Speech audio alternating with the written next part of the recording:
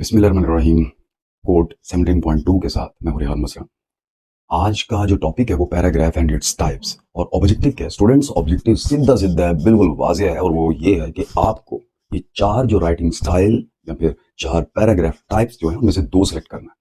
देखिए, परेशानी तब होती है जब आपको आइडिया नहीं होता। 6 ऐसे अगर पेपर में आ रहे हैं उनमें से एक ऐसे सेलेक्ट करना है, 3 आ रहे हैं उनमें से एक सेलेक्ट करना है। अरे बाबा, वो 3 या 4 जो है वो चार एक टाइप के नहीं है, वो चार चार टाइप्स के। तो आप एक स्टाइल को, दो स्टाइल को अगर आप अच्छे से ग्रिप कर लेते हो, it would be very easy to attempt any essay writing paper for students 9th 10th और इंटरमीडिएट, और ऊपर बड़े भी कर सकते हैं उसको। आइए देखते हैं थोड़ा सा कि पैराग्राफ, असल में पैरा जो है ये वर्ड भी है और ये पर्शियन ओरिजिन वर्ड है और ये प्रेफिक्स भी है। पैरा का मतलब होता है यूनिट, या फिर आप कह लें कि एक पीस। ओके। और ग्राफ, ग्राफ का मतलब है राइटिंग, ग्रीक वर्ड है राइटिंग। तो अगर इसको कंबाइन किया जाए तो इसकी जो लिटरल मीनिंग है वही हमें पता चल रहा है कि यूनिट राइटिंग,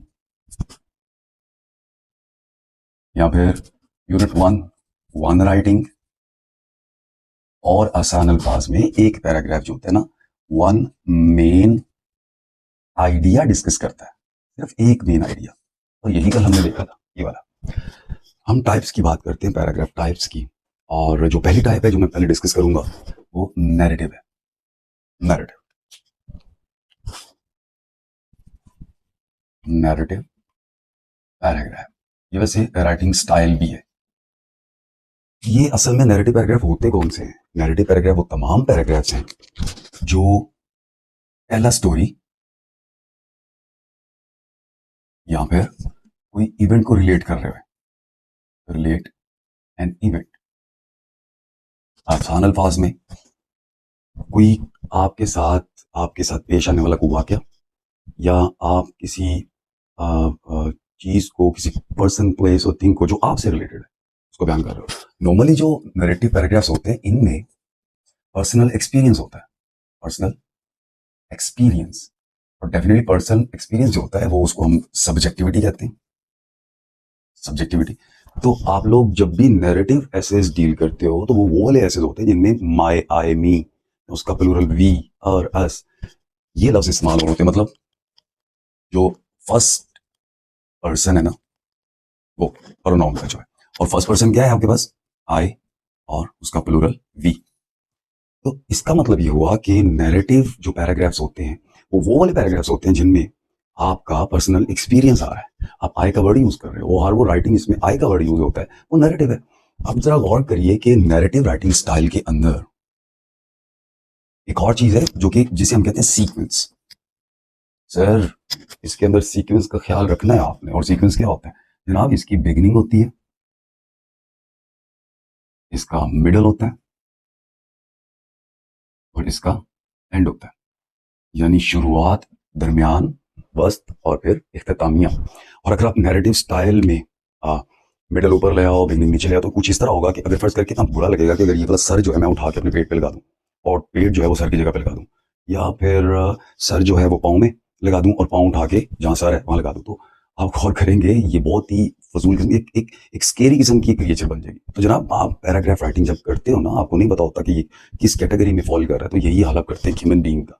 ओके। तो इसमें कौन कौन से ऐसे आगे, कौन कौन से पैराग्राफ्स आगे? तमाम पैराग्राफ्स जो बिलोंग करते हैं, लाइक माई ड्रीम, आप अपना ड्रीम बताएंगे। उसके बाद है माई एम इन लाइफ, बिल्कुल आप अपना एम बताएंगे। उसके बाद है I met an accident, accident. ये एन एक्सीडेंट ऐसे नहीं, मतलब आए, आई का वर्ड लगाया मैंने, यानी ऐसा हादसा जो आपके साथ पेश आया और आप उसको बयां कर रहे हो, रिलेट कर रहे हो स्टोरी की शेप में। तो ये सारी की सारी राइटिंग जो है वो नैरेटिव राइटिंग स्टाइल कहते हैं इसको। और ये सब्जेक्टिविटी होती है, प्रॉपर बिगिनिंग, मिडल एंड फिर एंड। तो आपको जो पैराग्राफ्स आते हैं, लाइक मैट्रिक में 3 पैराग्राफ्स हैं, उनमें से एक सेलेक्ट करना होता है। तो अगर आपको नैरेटिव का पता होगा तो आप आसानी से यूज़ कर लेंगे, उसको सेलेक्ट करके चीज़ों को यूज़ करेंगे अपनी इमेजिनेशन को। अच्छा, और मज़े की बात ये कि इसमें जो है ना वो ये बिल्कुल रियल भी हो सकता है, या फिर इमेजिनेशन भी है, इमेजिनेटिव भी हो सकता है, या फिर बोथ, दोनों। तो ये था। और दूसरा है descriptive. Descriptive paragraph. Descriptive paragraph के अंदर आप देख सकते हैं कि डिस्क्रिप्टिव यानी ये कोई डिस्क्रिप्शन से ही है, डिस्क्राइब से। आप क्या कर रहे होते हो? डिस्क्राइब कर रहे होते हो या फिर क्रिएट कर रहे होते हो। असल में ज्यादातर यहाँ पर इस लफ्ज को ज्यादा फोकस किया जाता है, क्रिएट करते हो, बनाते हो। तो इसका मतलब बनाई हुई चीज आती है जो पहले एग्जिस्ट ना कर रही हो। तो आप क्रिएट कर रहे हो किसको? या तो आप कर रहे हो किसी पर्सन को, या फिर आप कर रहे हो किसी प्लेस को, या आप कर रहे हो किसी थिंग को, या आप कर रहे हो किसी आइडिया को, या आप किसी इवन के इवेंट को डिस्क्राइब कर रहे होते हो। और ये भी सेम वही कि ये इमेजिन्ड भी हो सकता है, रियल भी हो सकता है, और इमेजिन्ड भी, बोथ या फिर बोथ। यानी ये आप या तो असल आपके साथ कोई ऐसा आपने चीज देखी है उसको एक्सप्लेन कर रहे हो आप, या फिर ये होता है कि ये आप इमेजिन करके अपने जो जो power of potency of imagination है उसका इस्तेमाल करके आप उसको क्रिएट करते हो ये सारी चीज़ों को। और इसमें सबसे इंपॉर्टेंट बात ये कि इसमें ज़्यादातर सेंसेस का इस्तेमाल होता है।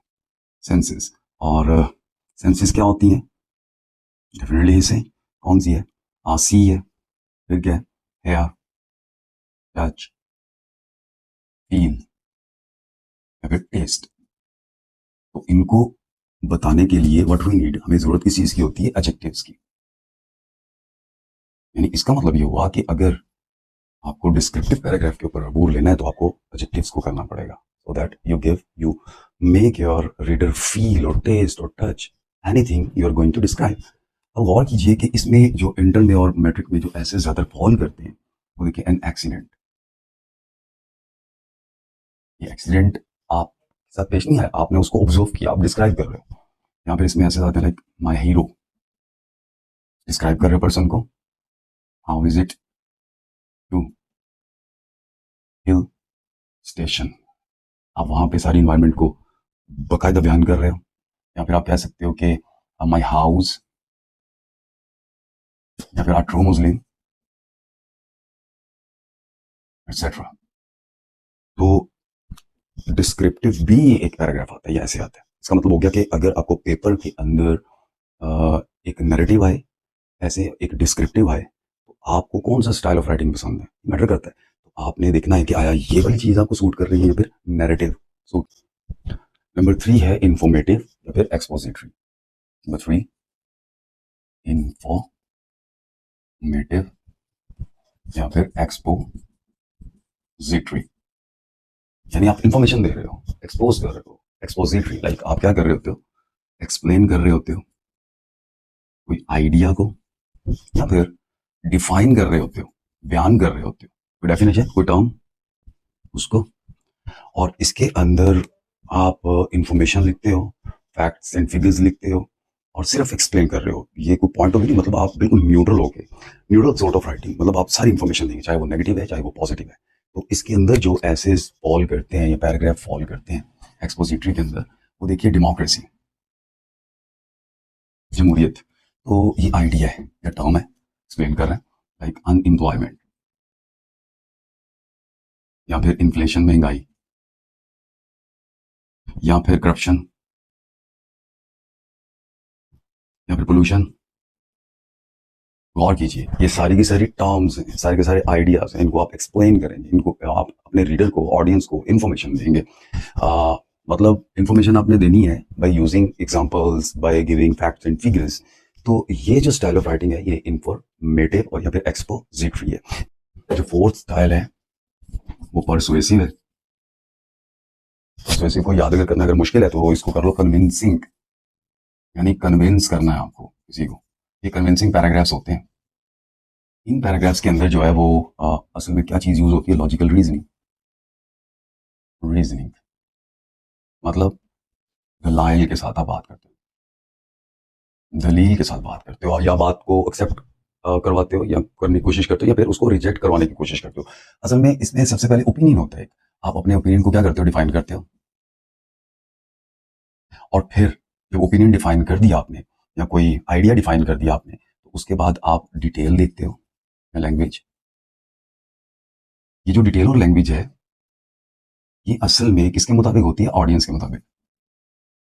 मतलब अगर कोई स्कॉलर है, आपका ऑडियंस स्कॉलर है, कोई बहुत पढ़े लिखे लोग हैं, तो आपको फिर लैंग्वेज भी उसी तरह की लिटरेरी इस्तेमाल करना पड़ेगी, आपको एग्जांपल्स भी फिर उस तरह की देनी पड़ेंगी, आपको लॉजिक्स भी फिर उसी लेवल पे देनी पड़ेंगी। अगर द मैन ऑफ स्ट्रॉ है या फिर आप लेमैन है या मैन ऑफ मिल है, तो आप उसको उसके लिए आप सिंपल लैंग्वेज का इस्तेमाल करेंगे। कन्विंस करना है आपको। इसमें स्टेटमेंट्स होती हैं, ओपिनियन होता है। जिस तरह देखिए ऐसे कौन कौन से इसमें आते हैं, लाइक रीडर्स आर लीडर्स, या फिर होता है जी के corruption Leeds inflation.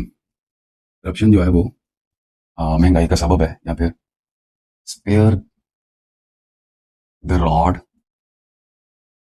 Spoil the child. ये इस तरह